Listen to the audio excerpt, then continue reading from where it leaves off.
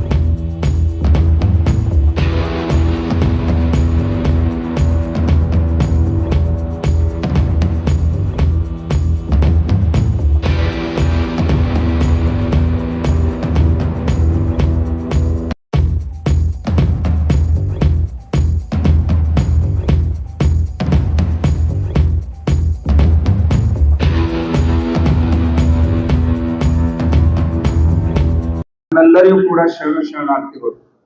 ಇಲ್ಲಿವರೆಗೂ ಬಹು ಸುಂದರವಾಗಿ ನಾವು ಯಾರಪ್ಪ ಅಂದ್ರೆ ಪರಮ ಪೂಜ್ಯ ಸಿದ್ದೇಶ್ವರ ಅಪ್ಪಾಜಿಯವರ ಒಂದು ಸನ್ಮಾರ್ಗದಲ್ಲಿದ್ದೀವಿ. ಟೈಮ್ ಎಷ್ಟು ಕೊಟ್ಟಾರ? 10 ಕೊಟ್ಟರಿ, ಬಂದಿರಿ 12. ಸಮಯ ಬಹಳ ಅವರು ಕರೆಕ್ಟ್ ಅಪ್ಪವ್ರು ನೋಡಿರಿಲ್ಲ. 45 ನಿಮಿಷ 45 ನಿಮಿಷ 7 ಗಂಟೆ ಯಾಕಂದ್ರೆ 7 ಗಂಟೆಗೆ ಬರ್ತಿದ್ರು. ಅಂತ ಒಂದು ತಾವೆಲ್ಲ ಏನಪ್ಪಾ ಅಂದ್ರ ಸಮಯದ ಪರಿಪಾಲನೆ ಮಾಡ್ಬೇಕು ನಾವೆಲ್ಲರೂ. ಅದಕ್ಕಾಗಿ ಏನಪ್ಪಾ ಅಂದ್ರ ಈ ಒಂದು ಪ್ರತಿಭಾ ಪುರಸ್ಕಾರ ಕಾರ್ಯಕ್ರಮ ಇಟ್ಕೊಂಡಿದ್ದಾರಲ್ಲ, ಮಕ್ಕಳಿಗೆ ಒಂದು ಏನಪ್ಪಾ ಅಂದ್ರೆ ಧೈರ್ಯ ಸ್ಥೈರ್ಯ ಒಳ್ಳೆ ಅದರ ಜೊತೆ ಒಳ್ಳೆಯ ಸಂಸ್ಕಾರ, ಮಾತೃ ದೇವೋಭವ, ಪಿತೃ ದೇವೋಭವ, ಆಚಾರ್ಯ ದೇವೋಭವ ಅನ್ನೋ ಒಂದು ಸಂಸ್ಕಾರ ಆ ಮಕ್ಕಳಿಗೆ ಕೊಟ್ಟಿದ್ದಾದ್ರ ಅವ್ರದ್ದೆಲ್ಲ ಏನಪ್ಪಾ ಅಂದ್ರ ಅವ್ರದ್ದು ಬಹಳ ಯೋಗ್ಯ ಆಗ್ತದೆ. ಅದಕ್ಕಾಗಿ ಇಂಥ ಅದ್ಭುತವಾದ ಕಾರ್ಯಕ್ರಮ ಇಟ್ಟಿದ್ದೀರಿ. ಅದಕ್ಕಾಗಿ ಇನ್ನೊಂದು ಏನ್ ಹೇಳಿರಪ್ಪ ಅಂದ್ರ ಈ ಒಂದು ಅಧ್ಯಕ್ಷರಾಗಿ ಬಂದಾರಲ್ಲ ಸುರೇಶ್ ಸಜ್ಜನ ಅಣ್ಣವರು, ತಾವೆಲ್ಲ ಏನ್ ಮಾಡ್ಬೇಕಪ್ಪ ಅಂದ್ರೆ ರಾಜ ಬೋಲೆ ಜಗ ಹೇಲೆ, ಮಿಯಾ ಬೋಲೆ ದಾಡಿ ಮೇಲೆ ಅಂತ. ನಮ್ಗೆ ಏನಾದ್ರು ನಮ್ದು ಒಂದು ಸಮಾಜದ ಅಧಿಕಾರ ಅಧ್ಯಕ್ಷ ಏನಾದ್ರು ಇದ್ರ ನಮ್ದೆಲ್ಲ ಕೆಲಸಗಳಾಗ್ತಾವ. ಇಂಥ ಗುಲ್ಬರ್ಗ ಕಲಬುರಗಿ ಜಿಲ್ಲೆ ಒಳಗ ಎಂತ ದೊಡ್ಡದಾದ ಒಂದು ಸಂಘ ಅದ, ಗಾಣಿಗರ ಸಂಘ. ನಿಮ್ದು ಯಾರ್ದು ಏನಪ್ಪಾ ಅಂದ್ರೆ ಒಂದು ಇಲ್ಲ, ಮತ್ತ ಹೋಗಿ ಯಾರದ್ರಾಗಾರ ಹೋಗಿ ಕಾರ್ಯಕ್ರಮ ಮಾಡ್ತೀರಿ. ಇಷ್ಟೊಂದು ಕಟ್ಟೋರು ಇದ್ರೆ, ಒಬ್ಬೊಬ್ರು ಭಾರಿ ಶ್ರೀಮಂತರು ಇದ್ರಿ, ಆದ್ರೆ ಮನಸ್ಸು ಮಾಡ್ಬೇಕಾದ್ರೆ ಮನಸ್ಸ ತ್ಯಾಗ ದಯ ಇದ್ದಾಗ ಮಾತ್ರ ಕೆಲಸ ಆಗ್ತಾವ. ಅದು ಮನಸ್ಸ ತ್ಯಾಗ ಒಂದೊಂದು ಶಾಲ್ ಹಚ್ಚಿದ್ರೆ ಈಗ ಕಮ್ಮಿ ಆಯ್ತಾನ ಚಟ್ಕೊಂಡು ಹೋಗ್ತಾನ, ನನಗೆ ಕರ್ದೇ ಇಲ್ಲ ಅಂತಾನ. ಅದಕ್ಕೆ ಇಂಥವೆಲ್ಲ ನೋಡ್ಬಾರ್ದು. ನಮ್ಮ ಸಮಾಜ ಬೆಳಿಬೇಕು, ನಾವು ಬೆಳಿಬೇಕು, ನಮ್ಮವ್ರನ್ನ ಬೆಳೆಸಬೇಕು.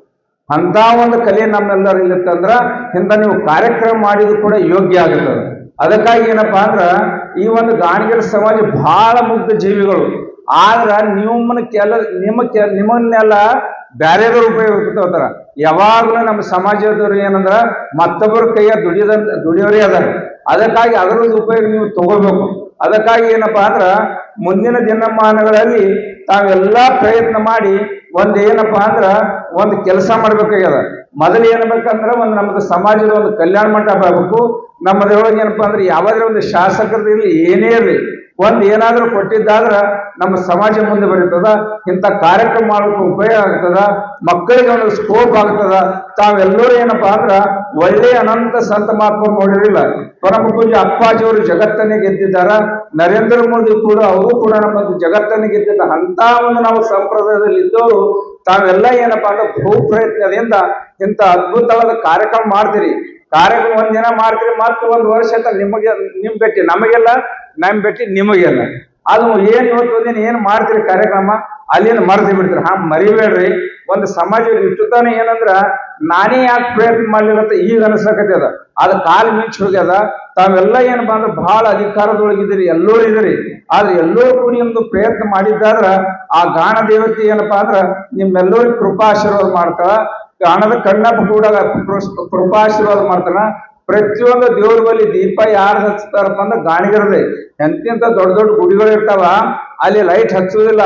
ಅಲ್ಲಿ ಗಾಣದ ಕಣ್ಣಪ್ಪ ಮಾಡಿದಂತ ಎಣ್ಣೆನೇ ಅಲ್ಲಿ ಏನಪ್ಪಾ ಅಂದ್ರೆ ದೀಪ ಹಚ್ತಾರ. ಅಂತ ಒಂದು ಏನಪ್ಪಾ ಅಂದ್ರ ತಮ್ಗೆ ಹೆಸರು ವಿಕ್ರಮಾದಿತ್ಯದಿಂದ ಗೆದ್ದಂತ ಒಂದು ಸಮಾಜ. ಮತ್ತಿದ್ರ ಈಗೇನು ತುಳಜಾಪುರ ಅಂಬಾಭವನಿ ಅದಳಲ್ಲ, ಆಕಿ 15ನೇ ಹುಣ್ಣಿಮೆ ತನ ಮನ್ಕೊಂಡಿರ್ತಾಳ. ದಸರಾದಿಂದ ಹುಣ್ಣಿಮೆ ತನ ಮಕ್ಕೊಂಡಿರ್ತಾಳ. ನಗರದ ಗಾಣಿಗೆ ಬಂದು ಏನ್ ಮಾಡ್ತಾನಂದ್ರ ಆ ತಾಯಿಯನ್ನು ಎಬ್ಬಿಸಿ ತನ್ನ ಶಬ್ದಗಳಲ್ಲಿ ಎಬ್ಬಿಸಿದಾಗ ತನ್ನಿಂತಾನೆ ಭಾಗದ ತೆರೆಯುವ ಸಂಪ್ರದಾಯ ಅದ. ಅಂತ ಒಂದು ದೊಡ್ಡದಾದ ಗಾಣಿಗರ ಸಮಾಜ ಅದ. ಅದಕ್ಕಾಗಿ ತಾವೆಲ್ಲರೂ ಏನಪ್ಪಾ ಅಂದ್ರ ಒಳ್ಳೆಯ ರೀತಿಯಿಂದ ನಯವಿನಯದಿಂದ ಸದ್ಭಾವದಿಂದ ಭಕ್ತಿಯಿಂದ ಎಲ್ಲರನ್ನು ಒಳಗೂಡಿ ಏನಾದ್ರು ಮಾಡುದ್ರೊಳಗೆ ಇಂಥ ಕಾರ್ಯಕ್ರಮ ಮಾಡುದ್ರೊಳಗೆ ಬಹಳ ನೆಪಾರ್ತವ್ರಿ, ಬಹಳ ಗೊತ್ತಾಗುದಿಲ್ಲ. ಆದ್ರೂ ಕೂಡ ಇವು ನಮ್ದೇ ಕಾರ್ಯಕ್ರಮದಾಗ ನಾವೇ ಇದೀವಿ. ಈ ಒಂದು ಕಾರ್ಯಕ್ರಮ ಇತ್ತಲ್ಲ, ಇದೊಂದು ನಿಮಿತ್ತ ನಾವೆಲ್ಲರೂ ಕೂಡಿದ್ದೀವಿ. ಆ ಮಕ್ಕಳಿಗೆ ಒಂದು ಏನಪ್ಪಾ ಅಂದ್ರೆ ಒಳ್ಳೆಯದ ಏನಪ್ಪಾ ಅಂದ್ರೆ ಸ್ಕೋಪ್ ಕೊಟ್ಟಿರಿ. ಹಾಗೆ ಎಲ್ಲಾ ಸಮಾಜದವರನ್ನ ನಾವೆಲ್ಲರೂ ಎಲ್ಲಾ ಸಮಾಜಕ್ಕೆ ಪ್ರೀತಿ ಮಾಡ್ಬೇಕು. ನಮ್ಮ ಸಮಾಜ ಮನೆಗೆ ಅಂತ ಮಾರ್ಗೆಲ್ಲ ತಿಳಿದ್ರು. ನಾವ್ ಮನೆಗೆ ಚಲೋ ಇಲ್ಲ, ನಾವು ಹೊರಗೆ ಏನು ಮಾಡ್ತೀವ್ರಿ. ಅದಕ್ಕಾಗಿ ಏನಪ್ಪಾ ಅಂದ್ರೆ ತಾವೆಲ್ಲರೂ ಏನಪ್ಪಾ ಅಂದ್ರ ಸ್ವಾಮಿಗಳು ಬೈದರ ಸಿಟಿ ಬರ್ಬೇಡ್ರಿ. ಭಾಳ ವರ್ಷದಿಂದ ಬರ್ಲಾಕತ್ತೀನಿ. ಆದ್ರೆ ಏನಾರು ಮಾಡ್ಯಾರ ಅಂದ್ರೆ ಏನು ಮಾಡ್ಲಿಕ್ಕೆ ತಯಾರಿಲ್ಲ. ಅದಕ್ಕೆ ತಾವೆಲ್ಲರೂ ಏನಪ್ಪಾ ಅಂದ್ರ ಒಂದು ಸಮಾಜದ ಬಗ್ಗೆ ತಮ್ಮೆಲ್ಲರಲ್ಲಿ ಕಳಕಳಿ ಇತ್ತಂದ್ರ ಏನಪ್ಪಾ ಅಂದ್ರೆ ಇಂಥ ಅದ್ಭುತವಾದ ಕಾರ್ಯಕ್ರಮ ಮಾಡ್ಲಕ್ಕ ನಮ್ಮದೇ ಆದ ಒಂದು ಇದು ಇರ್ತದ. ಅದಕ್ಕಾಗಿ ಸ್ಥಾನಮಾನಗಳು ಬೇಕಾಗತ್ತವ. ಸ್ಥಾನಮಾನಗಳಿದ್ರೆ ಮಾತ್ರ ನಡೀತದ. ಅದಕ್ಕಾಗಿ ತಾವೆಲ್ಲರೂ ಕೂಡಿ ಇಂಥ ಅದ್ಭುತವಾದ ಕಾರ್ಯಕ್ರಮ ಮಾಡ್ಲಕತ್ತೀರಿ. ಈಗೇನಪ್ಪ ಬಸವ ಕಲ್ಯಾಣದಲ್ಲಿ ಬಹು ದೊಡ್ಡದಾದ ಕಾರ್ಯಕ್ರಮ ಅದ.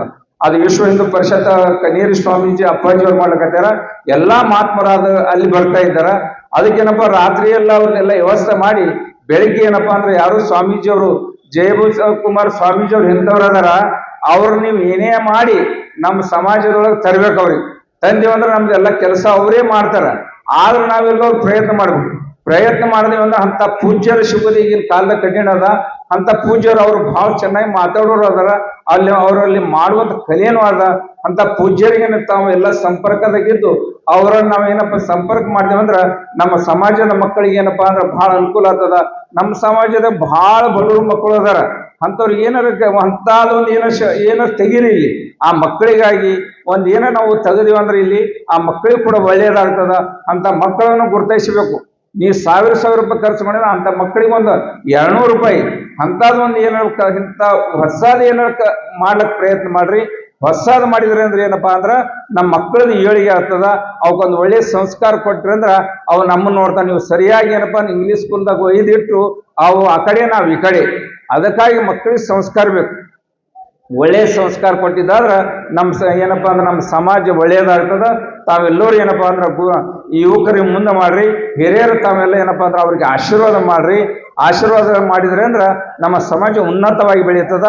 ಅಂತ ಪರಮ ಪೂಜ್ಯ ಜಗದ್ಗುರು ಸಿದ್ದೇಶ್ವರಪ್ಪ ಅವರ ಒಂದು ಸನ್ಮಾರ್ಗದಲ್ಲಿ ಅವ್ರ ಕೃಪಾ ಆಶೀರ್ವಾದದಿಂದ ವನಶ್ರೀ ಶ್ರೀಗಳು ಜೋಳಿ ಹಿಡ್ಕೊಂಡು ಅವ್ರು ಭಿಕ್ಷಾ ಮಾಡ್ತಿದ್ರು. ಎಲ್ಲರ ಬಸ್ಸಿಗೆ ಹೋಗ್ಬೇಕಾದ್ರೆ ಅವರು ರೊಕ್ಕ ಬಸ್ಸಿಗೆ ಹೋಗ್ತಿದ್ರು, ಕಾರ್ ತಗೊಂಡು ಹೋಗ್ತಿದ್ರು, ಖರ್ಚಾಗ್ತಾ ಇದ್ರು. ನಾವೆಲ್ಲ ಕಾರಣ ತಿರುಗಾಡ್ತೀವಿ. ಆದ್ರ ಅವ್ರ ಅಂತ ಒಂದು ಸಮಾಜ ಮಾಡಿ ಬೆಳೆಸಿದವ್ರು ಅಂತಾರ. ಅದಕ್ಕಾಗಿ ಏನಪ್ಪಾ ಅಂದ್ರೆ ನಾವೆಲ್ಲರೂ ಆ ಒಂದು ಇದರಲ್ಲಿ ಇದೀವಿ. ತಾವೆಲ್ಲರೂ ಏನಪ್ಪಾ ಅಂದ್ರ ನಮ್ಮದು ಅಭಿಮಾನ ಇತ್ತಂದ್ರ ನಮ್ಮದು ಸಮಾಜದ ಬಗ್ಗೆ ತಮ್ಮೆಲ್ಲರಲ್ಲಿ ಅಭಿಮಾನಿ ಇರಲಿ. ಏನಾದ್ರೂ ಮಾತಾಡೋದ್ರಾಗ ಹೇಳುವುದ್ರಾಗ ಏನಾದ್ರೂ ಕೂಡ ತಮ್ಮ ಮಗನಂತೆ ತಿಳ್ಕೊಂಡು ಏನಪ್ಪಾ ಅಂದ್ರ ತಾವೆಲ್ಲ ಹೆಚ್ಚಿನ ಕಳಕಳಿ ತಗೊಂಡು ಇನ್ನೂ ಎಲ್ಲರೂ ತಾವೆಲ್ಲರೂ ಮಾಡ್ಬೇಕಂತೇಳಿ ಇವತ್ತು ಒಂದೇ ಒಂದ್ ದಿನ ಮಾಡಿ ಹೋಗ್ಬೇಡ್ರಿ. ಮ್ಯಾಗ ಒಂದು ಕೂಡ್ರಿ, ಒಂದು ನಿಮ್ಗೆ ಕೂಡ್ಲಕ್ಕ ಒಂದು ಜಾಗ ಮಾಡ್ಕೋರಿ. ಅದಕ್ಕಾಗಿ ತಮ್ಮೆಲ್ಲರಲ್ಲಿ ಪ್ರಾರ್ಥನೆ ಮಾಡುತ್ತಾ ನನ್ನೆರಡು ಮಾತುಗಳು ಮುಕ್ತಾಯ ಮಾಡ್ತೀನಿ. ಹರಿ ಓಂ ತತ್ಸತ್. ಬೇಕಾಗಿತ್ತು, ಬಂದಿಲ್ಲ. ಆದರೂ ಕೂಡ ಅವರು ಸಂದೇಶ ಕಳಿಸಿದ್ರು. ಅಲ್ಲಿ ಬಹಳ ನಮ್ಮ ಜನನೇ ಬಹಳ ವಿಭಿನ್ನ ರೀತಿಯಲ್ಲಿ ಕಾರ್ಯಕ್ರಮ ಆಯೋಜನೆ ಮಾಡ್ತಾ ಇದ್ದಾರೆ. ಅಲ್ಲಿ ಕೇಂದ್ರ ಸಚಿವರಾಗಿರ್ತಕ್ಕಂಥ ಪ್ರಹ್ಲಾದ್ ಜೋಶಿ ಅವರು, ನಮ್ಮ ಮಾಜಿ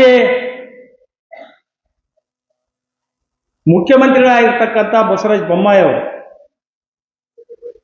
ಮತ್ತು ಲೋಕಲ್ ಶಾಸಕರು, ಇವರೆಲ್ಲ ಬಹಳ ವಾರ್ಷಿಕ ಮಹಾಸಭೆಯಲ್ಲಿ ಪಾಲ್ಗೊಂಡು ನಮ್ಮ ಸಮಾಜದ ಬಗ್ಗೆ ಅನೇಕ ಒಳ್ಳೆ ವಿಚಾರಗಳನ್ನು ಹೇಳಿದ್ದಾರೆ.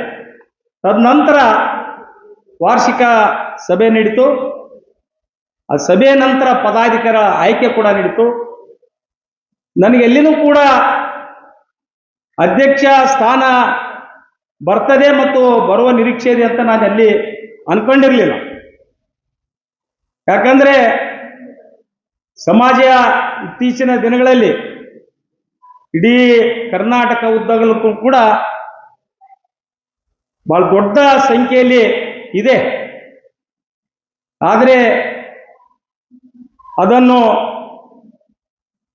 ಅಂಕೆ ಸಂಖ್ಯೆಗಳ ಮುಖಾಂತರ ಸಮಾಜದ ಅನೇಕ ಧ್ಯೇಯ ಉದ್ದೇಶಗಳನ್ನು ಹೊಂದಿ ಕೆಲಸ ಕಾರ್ಯಗಳನ್ನು ಮಾಡತಕ್ಕಂಥದಕ್ಕೆ ಅಖಿಲ ಭಾರತ ಗಾಣಿಗ ಮಹಾಸಭಾ ಹುಬ್ಬಳ್ಳಿಯಲ್ಲಿ ನಿರಂತರವಾಗಿ ಜಗಳೂರು ಶಿವಪ್ಪನವರಿಂದ ಏನು ಫೌಂಡರ್ ಅಧ್ಯಕ್ಷರು ಅವರು ಸಮಾಜಕ್ಕೆ ಅವರು ಮಾಡಿರ್ತಕ್ಕಂಥ ಕೊಡುಗೆಯ ಮುಖಾಂತರ ಇವತ್ತು ಕೆಲಸ ಕಾರ್ಯಗಳು ಮಾಡ್ಕೊಂಡು ಬರ್ತಾ ಇದ್ದಾರೆ.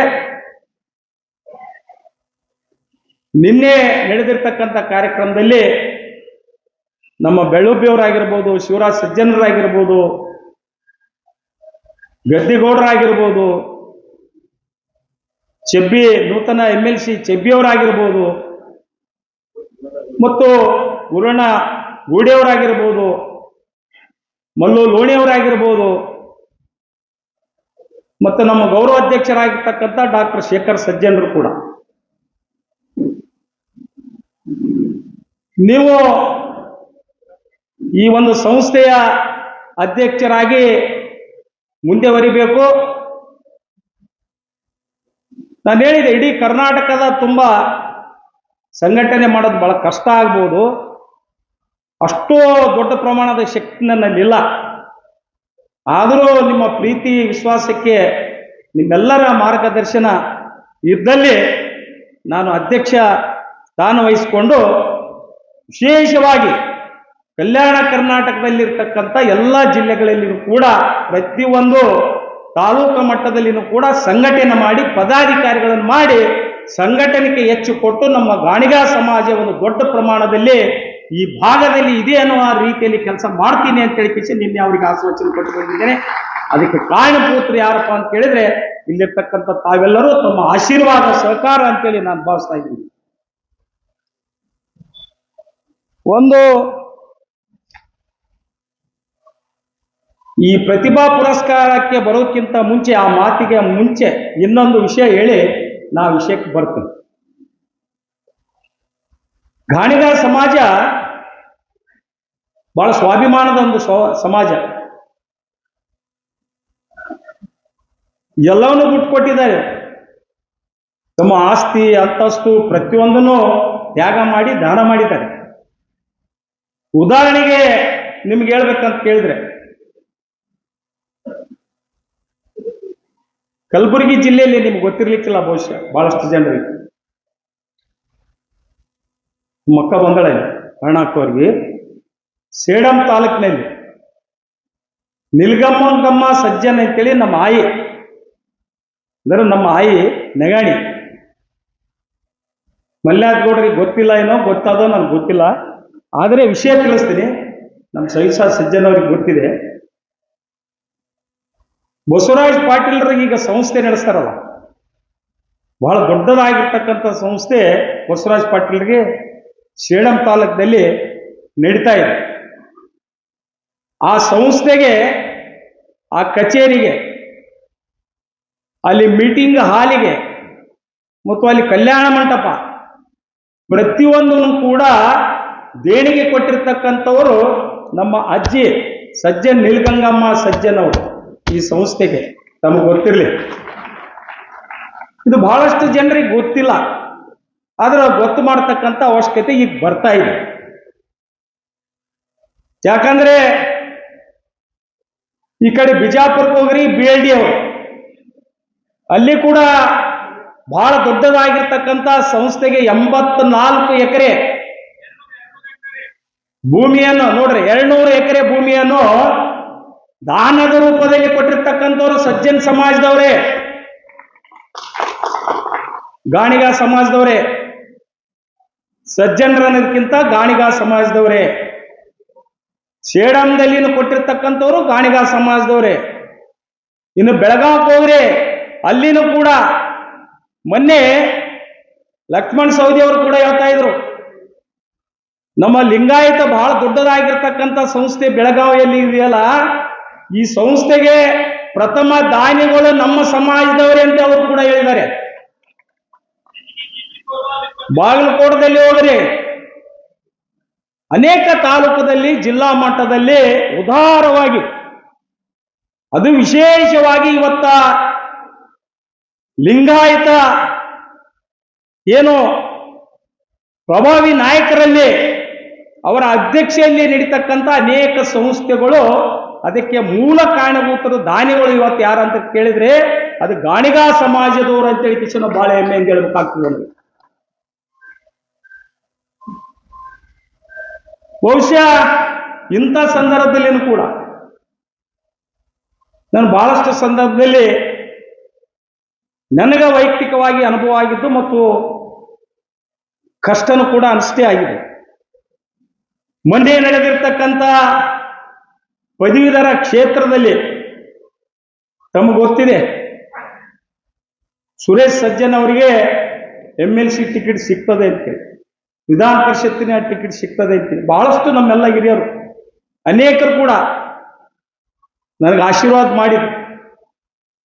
ನಾನು ಜಾತ್ಯತೀತವಾಗಿ ನಮ್ಮ ಜನರಿಗೆ ನಾನು ಎಷ್ಟು ಒತ್ತು ಕೊಟ್ಟಿನಿ ಗೊತ್ತಿಲ್ಲ, ಇತರ ಸಮುದಾಯದೊಂದಿಗೆ ಹೆಚ್ಚಿನ ಸಮಯವನ್ನು ಕೊಟ್ಟು ಅವರೊಂದಿಗೆ ಹೊರತು ಅವರ ಕಷ್ಟ ಕಾರ್ಪಣ್ಯದಲ್ಲಿದ್ದು ಸೇವೆ ಮಾಡಿದಿರತಕ್ಕಂಥ ಅನುಭವ ನನಗಿದೆ. ಯಾಕಂತ ಕೇಳಿದ್ರೆ ಸುರ್ಪುರ್ ತಾಲೂಕದ ವೀರಶೈವ ಲಿಂಗಾಯತ ಸಮಾಜದ 25 ವರ್ಷ ಅಧ್ಯಕ್ಷನಾಗಿ ಸೇವೆ ಮಾಡಿ 3 ಲಕ್ಷ ರೂಪಾಯಿ ಸಾಲದಲ್ಲಿರ್ತಕ್ಕಂಥ ಒಂದು ಸಮಾಜ ಇವತ್ತು 75 ಕೋಟಿ ರೂಪಾಯಿಗೆ ತಂದು ನಿಂದಿರಿಸ್ತಕ್ಕಂಥ ಸೇವೆ ನಾನು ಮಾಡಿದ್ದೇನೆ. ಆ ಅನುಭವ ನನಗಿದೆ. ಅಲ್ಲಿ ಲಿಂಗಾಯತದ ಒಳಪಂಗಡದಲ್ಲಿರ್ತಕ್ಕಂಥ ಎಲ್ಲ ಸಮಾಜದವ್ರನ್ನು ಒಟ್ಟುಗೂಡಿಸಿ ಸಂಘಟನೆ ಮಾಡಿರ್ತಕ್ಕಂಥ ಸಂದರ್ಭದಲ್ಲಿ ನಮಗೆ ಆಗಿರ್ತಕ್ಕಂಥ ಅನ್ಯಾಯ, ವಿಶೇಷವಾಗಿ ಲಿಂಗಾಯತರು ಪ್ರತಿಯೊಬ್ಬರ ಮನೆಗೆ ಹೋಗಿದ್ದೇನೆ, ಪ್ರತಿಯೊಬ್ಬರನ್ನು ಕೂಡ ಭೇಟಿಯಾಗಿದ್ದೇನೆ. ದಯಮಾಡಿ ನಮ್ಮ ಸಮಾಜದ ದೊಡ್ಡ ದೇಣಿಗೆ ನಿಮಗೆ ಕೊಟ್ಟಿದ್ದೀರಿ. ನಿಮ್ಮ ಸಂಸ್ಥೆ ಏನು ತಾವು ಅಧ್ಯಕ್ಷರಾಗಿ ಸಂಸ್ಥೆಯಲ್ಲಿ ತಾವು ಪ್ರಭಾವಿ ನಾಯಕರಾಗಿದ್ದೀರಿ, ಅದರಿಂದ ನಮ್ಮ ಸಮಾಜದ ದೇಣಿಗೆ ನಮ್ಮನ್ನು ಗುರುತಿಸ್ರಿ. ಇವತ್ತ ಗಾಣಿಗ ಸಮಾಜದವ್ರನ್ನು ಗುರುತಿಸಿ ನಿಮ್ಮ ಜಗತ್ತಿಗೆ ತೆಗೆದುಕೊಂಡು ಹೋಗ್ರಿ ಅಂತೇಳಿ ನಿಮ್ರ ವಿನಂತಿ ಮಾಡಿದ್ರು ಕೂಡ ಅವಕಾಶ ನಮ್ಗೆ ಸಿಗ್ಲಿಲ್ಲ. ಇವತ್ತು ನನಗೆ ಬಹಳ ದುಃಖ ಅನಿಸ್ತಾ ಇದೆ. ಇವತ್ತ ಅಂತ ಒಂದು ಪ್ರಭಾವಿ ನಾಯಕರ ವಿರುದ್ಧ ಇವತ್ತು ನಾವು ಕಲಬುರಗಿ ಜಿಲ್ಲೆಯಲ್ಲಿ ಒಂದು ಸಂಘಟಿತರಾಗಿ ಹೋರಾಟ ಮಾಡತಕ್ಕಂಥ ಸಂದರ್ಭ ಇವತ್ತು ನಮಗೆ ಬರ್ತಾ ಇದೆ. ಬಹುಶಃ ನಾವು ಯಾರಿಗೂ ಲಿಂಗಾಯತ ಸಮಾಜದವರಿಗಾಗಲಿ ಇನ್ನಿತರ ಸಮಾಜದವ್ರಿಗೆ ದ್ವೇಷ ಭಾವನೆಯಿಂದ ನಾವು ಯಾರು ಕಂಡಿಲ್ಲ, ಕಾಣೋದು ಕೂಡ ಇಲ್ಲ. ಅವ್ರ ಜೊತೆಗೆ ಬೆರ್ತು ಏನೋ ನಮ್ಮ ಉಜುಗುಂಡವ್ರು ಹೇಳಿದ್ರು ಮಾತನಾಡ್ತಕ್ಕಂಥ ಸಂದರ್ಭದಲ್ಲಿ, ಇಲ್ಲಿ ಯಾರು MP ಆಗೋದಿಲ್ಲ, MLA ಆಗ್ತಕ್ಕಂಥದ್ದು ಅವಕಾಶ ಇಲ್ಲ ನಮ್ಮ ಸಮಾಜಕ್ಕೆ, ನಾವು ಬರೀ ಕೇವಲ ಸಂಘಟಿತರಾಗಿ ಕೆಲಸ ಮಾಡ್ತಕ್ಕಂಥವ್ರು ಆಗ್ಬೇಕು ಅಂತೇಳಿ. ಉಜುಗೊಂಡವರೇ, ಕಾಲ ಇದೇ ಉಳಿಯೋದಿಲ್ಲ. ಇನ್ನು ಕೆಲವೇ ದಿನಗಳಲ್ಲಿ ಮೋದಿಜಿ ಅವರು ಡಿಲಿಮಿಟೇಷನ್ ಆದ ನಂತರ ಇದೇ ಕಾಲ ಉಳಿಯೋದಿಲ್ಲ. ನಮ್ಮ ಸಮಾಜದಲ್ಲಿರ್ತಕ್ಕಂಥ ಪ್ರತಿಯೊಬ್ಬರಿಗೂ ಕೂಡ ಅವಕಾಶ ಸಿಗ್ತಕ್ಕಂಥ ಒಂದು ಸಂದರ್ಭ ಕೂಡ ಬರ್ತಾ ಇದೆ ಅಂತೇಳಿ ತಮ್ಮ ಗಮನಕ್ಕೆ ತರಕ್ಕೆ ಇಷ್ಟಪಡ್ತಾ ಇದ್ವಿ. ಯಾಕಂದ್ರೆ ಈ ದೇಶದ ಪ್ರಧಾನಿಯವರು ರಾಜ್ಯದಲ್ಲಿ ನಾವು OBCಯಲ್ಲಿ ಇರ್ಬೋದು, OBC ತೆಗೆದು ಹಾಕ್ಬೇಕಂತ ಹುನ್ನಾರ ನಡೆದಿರ್ಬೋದು. ನಡೀತಕ್ಕಂಥ ಸಂದರ್ಭದಲ್ಲಿ ಯಡಿಯೂರಪ್ಪನವರು ಆಗಿನ ಸಂದರ್ಭದಲ್ಲಿ OBC ಗಾಣಿಗ OBC ಏನ್ 2A ಮುಂದುವರಿಬೇಕಂತೇಳಿ ಆ ಸಂದರ್ಭದಲ್ಲಿ ಲಕ್ಷ್ಮಣ ಸವದಿಯವರಾಗಿರ್ಬೋದು, ಶಿವರಾಜ್ ಸಜ್ಜನರಾಗಿರ್ಬೋದು, ಮಲ್ಲಿನಾಥ್ ಗೌಡರ ಒಂದು ಅಧ್ಯಕ್ಷತೆಯಲ್ಲಿ ನಾವು ಬೆಂಗಳೂರಿಗೆ ಭೇಟಿ ಕೊಟ್ಟು ಆ OBC ಉಳಿಸ್ತಕ್ಕಂಥ ಕೆಲಸ ಮಾಡಿದ ಪ್ರಯುಕ್ತ ಇವತ್ತು ಏನಾಗ್ತಾ ಇದೆ ಅಂತ ಕೇಳಿದ್ರೆ, ಕನಿಷ್ಠ ಪಕ್ಷ ನಮ್ಮ ಸಮಾಜದಲ್ಲಿರ್ತಕ್ಕಂಥ ವಿದ್ಯಾರ್ಥಿಗಳಿಗೆ ಉದ್ಯೋಗದಲ್ಲಿ ಅವಕಾಶ ಸಿಕ್ಕಿದೆ. ಇದು ಸಮಾಜ ಮಾಡಿದ ಕೊಡುಗೆ ಅಲ್ವಾ? ಸಮಾಜದ ಮುಖಂಡರು ಮಾಡಿದ ಕೊಡುಗೆ ಅಲ್ವಾ? ಆ ಒಂದು ಸಂದರ್ಭದಲ್ಲಿ ನಾವು ಒತ್ತಾಯ ತರದಿದ್ರೆ, ಆ ಒಂದು ಸಂದರ್ಭದಲ್ಲಿ ನಮ್ಮ ಮುಖಂಡರು ಒತ್ತಾಯ ತರದಿದ್ರೆ ಇವತ್ತು ನಾವು ಎಲ್ಲಿರ್ತಿದ್ವೋ, ನಮ್ಮ ಮಕ್ಕಳು ಎಲ್ಲಿರ್ತಿದ್ರು. ಇಂಥ ಒಂದು ಕಷ್ಟ ಕಾಲ ಬಂದಾಗ ನಾವು ಸಂಘಟಿತರಾಗಿ ಎಲ್ಲರೂ ಒಂದೇ ಗಾಣಿಗರು, ಎಲ್ಲರೂ ನಾವು ಒಂದೇ ಅನ್ನುವ ಭಾವನೆಯಿಂದ ಹೋರಾಟ ಮಾಡಿದಾಗ ಮಾತ್ರ ಇವತ್ತು ಸರ್ಕಾರ ನಮ್ಮ ಕಡೆ ತಿರುಗಿ ನೋಡ್ತದೆ, ನಾವು ಹೇಳಿದ್ದು ಮಾಡ್ತದೆ. ಆದರೂ ಕೂಡ ಈ ಸಂದರ್ಭದಲ್ಲಿ ಸಂಘಟನೆ ಬಗ್ಗೆ, ಸಂಘಟನೆ ಉದ್ದೇಶದ ಬಗ್ಗೆ, ಸಂಘಟನೆ ಯಾವ ಥರ ಇರಬೇಕು, ತಾಲೂಕು ಮಟ್ಟದಿಂದ ಯಾವ ಥರ ರೆಡಿ ಆಗಬೇಕು, ಜಿಲ್ಲಾ ಮಟ್ಟದಿಂದ ಯಾವ ಥರ ರೆಡಿ ಆಗಬೇಕು ಅಂತೇಳಿ ಅನೇಕ ನಮ್ಮ ಗೌರವಾಧ್ಯಕ್ಷರಾಗಿರ್ತಕ್ಕಂಥ ನೂತನವಾಗಿ ಆಯ್ಕೆಯಾಗಿರ್ತಕ್ಕಂಥ ಅಶೋಕ್ ನವಲಗುಂದವರ ಜೊತೆಗೆ ಮತ್ತು ನಮ್ಮ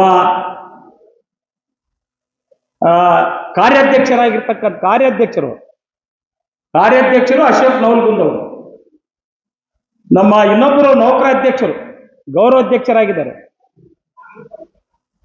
RG ಪಾಟೀಲ್ರು ಗೌರವಾಧ್ಯಕ್ಷರೇ ಆಯ್ಕೆಯಾಗಿದ್ದಾರೆ. ನಮ್ಮ ಪಕ್ಕದ ಬೀದರ್ ಜಿಲ್ಲೆಯ ಶಿವಕುಮಾರ್ ಸಜ್ಜನ್ ಶೆಟ್ಟಿ ಅವರು ಕೂಡ ನಿನ್ನೆ ನಮ್ಮ ಜೊತೆ ಬಂದಿದ್ರು. ಅವರು ಕೂಡ ಕೇಂದ್ರ ಕಚೇರಿಗೆ ಉಪಾಧ್ಯಕ್ಷರಾಗಿ ಆಯ್ಕೆಯಾಗಿದ್ದಾರೆ. ಇನ್ನೂ ಅನೇಕ ಕಾರ್ಯಕಾರಿಣಿ 31 ಹುದ್ದೆಗಳು ನಾವು ಮಾಡಿಕೊಡಬೇಕಾಗಿದೆ. ನಿಜವಾಗಲೂ ನಿಷ್ಠುರತೆಯಿಂದ, ನನ್ನ ಅನುಭವದಿಂದ ಈ ಭಾಗದಲ್ಲಿ ಯಾರು ಸಮಾಜಮುಖಿಯಾಗಿ ಕೆಲಸ ಮಾಡ್ತಕ್ಕಂಥವ್ರು ಇದ್ದಾರೆ, ಅವರನ್ನು ಗುರುತಿಸಿ ನಾವು ಕೇಂದ್ರ ಕಚೇರಿಗಾಗಿರ್ಬೋದು, ಜಿಲ್ಲಾ ಪದಾಧಿಕಾರಿಗಳನ್ನಾಗಿರ್ಬೋದು, ತಾಲೂಕು ಪದಾಧಿಕಾರಿಗಳನ್ನಾಗಿ ಸಂಘಟನೆಯಿಂದ ನಮ್ಮ ಶಕ್ತಿಯನ್ನು ಮುಂದಿನ ದಿನಗಳ ಮಾಡಿ ತೋರಿಸೋಣ ಅಂತೇಳಿ ಅಭಿಮಾನದಿಂದ ತಮ್ಮೆಲ್ಲರಲ್ಲಿ ನಾನು ವಿನಂತಿ ಮಾಡ್ಕೊಳ್ತೇನೆ. ವಿಶೇಷವಾಗಿರ್ತಕ್ಕಂಥ ಈ ಕಾರ್ಯಕ್ರಮ ಬಹುಶಃ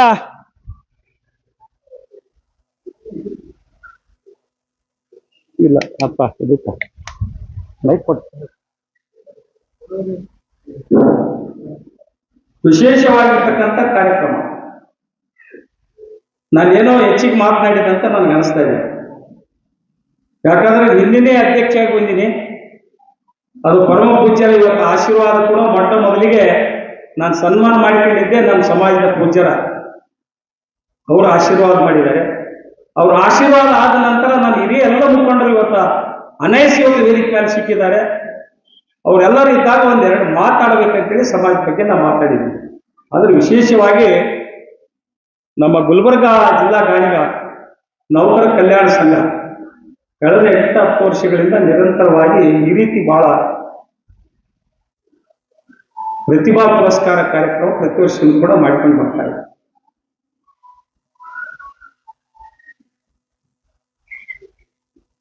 ನಾವು ಸಂಗನಗೌಡ ಕಲ್ಲೂರು ಅವರು ಮಾಡ್ತಕ್ಕಂಥ ಸಂದರ್ಭದಲ್ಲಿ ನೋಡಿದ್ವಿ ಕಾರ್ಯಕ್ರಮ. ವೀರಶೈವ ಕಲ್ಯಾಣ ಮಂಟಪ ಬಹಳ ದೊಡ್ಡ ಅದ್ಭುತವಾಗಿರ್ತಕ್ಕ ಕಾರ್ಯಕ್ರಮ ಮಾಡಿದ್ವಿ. ನಮ್ಮ ಸಮಾಜದಲ್ಲಿರ್ತಕ್ಕಂಥ ಅನೇಕರನ್ನು ಕೂಡ, ಅಧಿಕಾರಿಗಳನ್ನು ಕೂಡ ಈ ಭಾಗದಲ್ಲಿ ಪರಿಚಯಿಸ್ತಕ್ಕಂಥ ಕೆಲಸ ಅವರು ಕೂಡ ಮಾಡಿದ್ದಾರೆ. ಅದಾದ ನಂತರ ಇತ್ತೀಚಿನ ದಿನಗಳಲ್ಲಿ ನಮ್ಮ ಕಲಿಶೆಟ್ಟಿ ಅವರಿಗೆ, ಯತ್ನಾಳ ರುದ್ರಗೌಡರವರಿಗೆ ಮತ್ತು ಅನೇಕರಿಗೆ ಪದಾಧಿಕಾರಿಗಳಿಗೆ ಅವರು ಅವಕಾಶ ಮಾಡಿಕೊಟ್ಟಿದ್ದಾರೆ. ಬಹಳ ವಿಶೇಷವಾಗಿರ್ತಕ್ಕಂಥ ನಮ್ಮ ವಿದ್ಯಾರ್ಥಿಗಳಿಗೆ ಪ್ರತಿಭಾ ಪುರಸ್ಕಾರ ಬಾಗಲಕೋಟೆಯಲ್ಲಿ ನಿಕಟ ಪೂರ್ವ ನಮ್ಮ ರಾಜ್ಯಾಧ್ಯಕ್ಷರಾಗಿ ಕಾರ್ಯಾಧ್ಯಕ್ಷರಾಗಿರ್ತಕ್ಕಂಥ ಮಲ್ಲು ಲೋಣಿ ಅವರು ಹೇಳಬೇಕಂದ್ರೆ ಆಗ್ಲೇ ಮರೆಸ್ಬಿಟ್ಟೆ ನಾನು. ಅವ್ರು ಬರ್ಬೇಕಾಗಿತ್ತು, ನಿನ್ನೆ ನಾನು ಜೊತೆಗೆ ಬರ್ತೇನೆ ಅಂತ ಹೇಳಿದ್ರು. ಅಲ್ಲಿ ಬಾಲ್ಕೋಟದಲ್ಲಿ ಒಂದು ಪ್ರತಿಭಾ ಪುರಸ್ಕಾರ ಕಾರ್ಯಕ್ರಮ ನಡೀತಾ ಇದೆ. ಎಲ್ಲ ಸಜ್ಜನವರೇ, ನಾನು ಮುಂದಿನ ವರ್ಷ ನಿಮ್ಮ ಕಾರ್ಯಕ್ರಮದಲ್ಲಿ ಪಾಲ್ಗೊಳ್ತೀನಿ ಅಥವಾ ಬೇರೆ ಕಾರ್ಯಕ್ರಮದಲ್ಲಿ ಬರ್ತೀನಿ, ದಯಮಾಡಿ ನೀವು ಆ ಕಾರ್ಯಕ್ರಮಕ್ಕೆ ಹೋಗ್ರಿ, ನಾನು ಬಾಲ್ಕೋಟ್ ಕಾರ್ಯಕ್ರಮಕ್ಕೆ ಹೋಗ್ತೀನಿ ಅಂತೇಳಿ ಅವರು ಶುಭ ಸಂದೇಶ ಕಳಿಸಿದ್ದಾರೆ. ಇವರು ಮಾಡತಕ್ಕಂಥದ್ದು ಎಲ್ಲರೂ ಕೂಡ ಶುಭ ಹಾರೈಸಿದ್ದಾರೆ ಮತ್ತು ವಿಶೇಷವಾಗಿ ಮಕ್ಕಳಿಗೆ ಕೂಡ ಶುಭ ಕೋರಿದ್ದಾರೆ. ಅವರಿಗೆ ಧನ್ಯವಾದಗಳು ತಮ್ಮ ಮುಖಾಂತರ ಅಂತೇಳಿ ಈ ಸಂದರ್ಭ ಹೇಳಕ್ಕೆ ಇಷ್ಟಪಡ್ತಾ ಇದ್ದೀನಿ. ಬಹಳ ಖುಷಿ ತರ್ತಕ್ಕಂಥ ಸಂದರ್ಭ ಅಂತ ಹೇಳಿದ್ರೆ, ಈ ಗಾಣಿಗರ ನೌಕರ ಕಲ್ಯಾಣ ಸಂಘಕ್ಕೆ ಯಾವುದೇ ಅನುದಾನ ಇಲ್ಲ, ದುಡ್ಡು ಇಲ್ಲ.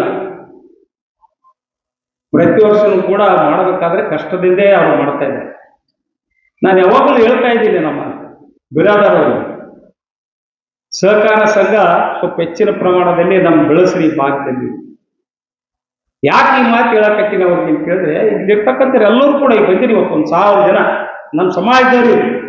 ನೀವೆಲ್ಲರೂ ಸಹಕಾರ ಸಂಘದಾಗ ಒಂದು ಸದಸ್ಯತ್ವ ಪಡೆದ್ರೆ ಬರೀ ಕೇವಲ 1,000 ರೂಪಾಯಿ ಅಥವಾ 2,000 ರೂಪಾಯಿ ಒಂದು ಮೆಂಬರ್ಶಿಪ್ ಒಂದು ಸಲ ತಗೊಂಡಿರೋದ್ರ ಏನು ಇಂಥ ಕಾರ್ಯಕ್ರಮ ಮಾಡಬೇಕಾದ್ರೆ ಪ್ರತಿ ವರ್ಷವೂ ಕೂಡ 1000 ರೂಪಾಯಿ ನಮ್ಮೆಲ್ಲ ಹಿರಿಯರು ಕೊಡ್ಬೇಕಾಗ್ತದೆ, ಸಹಾಯ ಮಾಡಲೇಬೇಕಾಗ್ತದೆ. ಅಂಥದ್ದು ಅವಾಯ್ಡ್ ಮಾಡಬೇಕು ಅಂತಂದ್ರೆ ಇನ್ನೊಂದು ಸಹಕಾರ ಸಂಘ ಹಾಕ್ರಿ. ಪ್ರತಿ ವರ್ಷ ಬರ್ತಕ್ಕಂಥ ಡಿವಿಡೆಂಡ್ ಏನಿಲ್ಲ, ಲಾಭಾಂಶ ಇದೆಯಲ್ಲ, ಅದು ಸಮಾಜದವರಿಗೆ ಹಂಚಿ ಹೋಗ್ತಕ್ಕಂಥದ್ದು ಇರ್ತದೆ. ಅವ್ರಿಗೆ ಹೇಳೋದು, ಈ ರೀತಿ ಪ್ರತಿಭಾವಂತ ವಿದ್ಯಾರ್ಥಿಗಳಿಗೆ ಅವರಿಗೆ ವಿಶೇಷವಾಗಿರ್ತಕ್ಕಂಥ ಸನ್ಮಾನ ಮಾಡಬೇಕು. ಮತ್ತು ಅನೇಕ ಅಧಿಕಾರಿಗಳು ನಮ್ಮ ಜಿಲ್ಲೆಯಲ್ಲಿ ಬಹಳ ದೊಡ್ಡ ಪ್ರಮಾಣದಲ್ಲಿ ಅಧಿಕಾರ ವರ್ಗ ಇವತ್ತು ಕೆಲಸ ಮಾಡ್ತಾ ಇದೆ, ನೌಕರರು. ಅವ್ರಿಗೆಲ್ಲರಿಗೂ ಕರೆಸಿ ಸನ್ಮಾನ ಮಾಡತಕ್ಕಂಥ ಕೆಲಸ ನಾವು ಮಾಡಬೇಕಾಗ್ತದೆ. ಭಾಳ ದೊಡ್ಡ ವೆಚ್ಚ ಬರ್ತದೆ. ಅದಕ್ಕೆ ನಮ್ದು ಸಹಕಾರ ಪತ್ತಿನ ಸಹಕಾರ ಸಂಘ ಇತ್ತು ಅಂತಂದ್ರೆ ಅದು ವಹಿವಾಟದಿಂದ ವಾರ್ಷಿಕ ಆದಾಯ ಏನು ಬರ್ತದಲ್ಲ, ಆ ಆದಾಯ ಡಿವಿಡೆಂಡ್ ರೂಪದಲ್ಲಿ ಅವ್ರು ಕೊಡೋದು ಬದಲ ಇಡೀ ಸಮಾಜಮುಖವಾಗಿರ್ತಕ್ಕಂಥ ಕೆಲಸ ಮಾಡಬಹುದು ಅಂತೇಳಿ ನಾನು ಅವ್ರು ಗಮನಕ್ಕೆ ತಂದೀನಿ. ಈಗಲಾದರೂ ಅವ್ರು ಪ್ರಯತ್ನ ಮಾಡಿ, ಈಗಲಾದ್ರೂ ದಯಮಾಡಿ ಪ್ರಯತ್ನ ಮಾಡಿ. ಇಂಥ ಒಂದು ಕಾರ್ಯಕ್ರಮ ಇದ್ದಾಗ ನಿಮ್ಮದೇ ಆಗಿರ್ತಕ್ಕಂಥ ಫಾರ್ಮ್ಗಳು ಕೊಡ್ತಕ್ಕಂಥ ವ್ಯವಸ್ಥೆ ಮಾಡಬೇಕು. ಬಹಳಷ್ಟು ಜನರಿಗೆ ನಮ್ಮ ಸಮಾಜ ಪತ್ತಿನ ಸಹಕಾರ ಸಂಘ ಆಗೋ ಇಲ್ಲೋ ಯಾರು ಮಾಡ್ತಾ ಇದ್ದಾರೆ ಅಂತ ಗೊತ್ತಿರೋದಿಲ್ಲ. ನೀವು ಗೊತ್ತು ಮಾಡಿ ಆ ಕೆಲಸ ಮಾಡಿದರೆ ಮುಂದೆ ಆರ್ಥಿಕ ಮುಕ್ಕಟ್ಟು ನಮ್ಮ ಈ ಒಂದು ನೌಕರರ ಸಂಘಕ್ಕೆ ಬರಲಿಕ್ಕಿಲ್ಲ ಅಂತೇಳಿ ನಾನು ಭಾವಿಸ್ತಾ ಇದ್ದೀನಿ. ಬಹಳ ಉತ್ತಮವಾಗಿರ್ತಕ್ಕಂಥ ಕೆಲಸ ಇವತ್ತು ನಮ್ಮ ಮಕ್ಕಳಿಗೋಸ್ಕರ ಇವತ್ತು ಮಾಡಿದ್ದಾರೆ.